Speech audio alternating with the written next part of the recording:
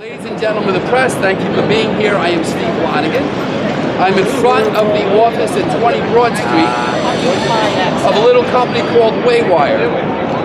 Waywire, a startup internet YouTube type competitor whose formation was funded by the CEO of Google and other Silicon Valley moguls, and whose value in the startup was transferred to Mayor Cory as his startup business, which he is the CEO and alleged founder. This startup business, which was supposed to create jobs, and supposed to create a few, is on 20 Broad Street, but not 20 Broad Street in Newark, New Jersey. 20 Broad Street in New York City.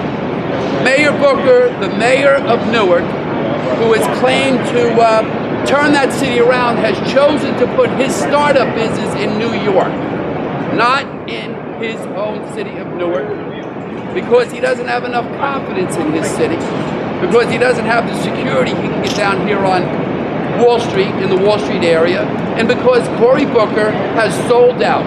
He has sold out to the moguls in Silicon Valley. He has sold out to Wall Street interests. Cory Booker is in the pocket of the Silicon Valley billionaires that formed his company for him, that gave his company to him, that transferred wealth to him. And he chose to put that wealth, of all places, not in his own city of Newark, but right here in New York City. This is sketchy, to say the least, and deserves much more scrutiny from the press, even though we're beginning to see that today. One has to ask how an elected official who has been funded in a startup company by companies like Google and others can go to Washington, D.C. as a United States Senator and cast votes on issues of privacy and surveillance and data collection, when the biggest companies in the world who can collect personal data on us will have so much control over his votes by virtue of their influence. You know, in the old days, robber barons and railroad tycoons would give stock to senators and congressmen in order to secure their support, and as their stocks grew in value, well, so did the support from those senators and congressmen. George Washington Plunkett, years ago in 1905, the New York City politician, wrote about what he called good graft and dishonest graft. The good graft that he wrote about was when he, as a politician, had knowledge of the government going into somewhere and, say, building a park, and that they would come in and use eminent domain to build a park or perhaps take land, and he would go in ahead of them having knowledge, and he would buy that land and then later on sell it to the government at a huge profit because he had insider trading knowledge. There's not much difference between that kind of graft and what we're seeing here today in the formation of this company called Waywire. Waywire, which is in this building right behind me, with its armed guards and gated entrance, has the kind of security that the people in Newark can never expect, because their mayor chose not to put his gift business formed by Silicon Valley moguls in his own city. California doesn't need a third senator. New Jersey needs a senator committed to the people of the state of New Jersey, to voting for the people of New Jersey. Cory Booker is beholden to special interests on a scale like we have never seen before. He's down here on Wall Street amongst the big banks who were responsible for the deals that ended up in the subprime mortgage debacle of 2008 and the economic collapse that followed. In the 1990s, it was the dot-com bubble, led by the same Silicon Valley interests that now controlled Cory Booker. Cory Booker is connected, deeply connected, to the two special interest groups that are responsible for the biggest economic collapses this country has seen in the last 20 years. The dot-com bubble in the 1990s, the subprime mortgage collapse of just this recent past, and those are the people who control Cory Booker. Those are his supporters. They're not mine.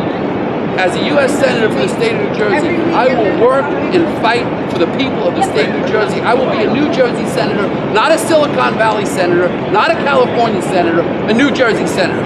This company, what's happening with Cory Booker, is sketchy to say the least, and maybe even worse. I believe should the press do their job there'll be more to come on the story of Waywire and the influence of Silicon Valley on potential Senator Cory Booker and how he will vote once under the thumb of their control. You know, I built a business for the past 35 years, and I had to mortgage my home more than once to do that. And it took me years to build a successful business, and I am successful today. Cory Booker never had to lose a night's sleep over his investment in Waywire, because it was investment by others. It was a transfer of wealth to Cory Booker by others. When I go to the Senate, I am beholden to no one. I owe no one a thing. I rely on no one else for income. I rely on no one special interest to build my own wealth. I did that myself. I am an independent thinker. I will be under the control of no one except the conservative principles and my belief in free market economics that has driven this country. So I am challenging Cory Booker to go into further explanation. Where did this money come from exactly? How were the stocks transferred to him? When he received these gifts of stocks, did he pay taxes on them? Or did he find a way? And maybe he did. I'll give him the benefit of the doubt. Maybe he did. Maybe he followed those IRS laws exactly to help, sure. Or maybe they found a way. Maybe they found a way to transfer a lot of wealth to Cory Booker, maybe using IRS techniques that we don't understand, that are too sophisticated for the rest of America. Many people work hard for their income and get taxed on it. We should know if Cory Booker paid any taxes on the wealth transfer that he received from the moguls of Silicon Valley. There's a lot of questions to be asked, folks, going into this election and in the 63 days between the primary and the general election. I can certainly hope that the press takes the time to dig in and ask the important questions that New Jersey voters should have answered.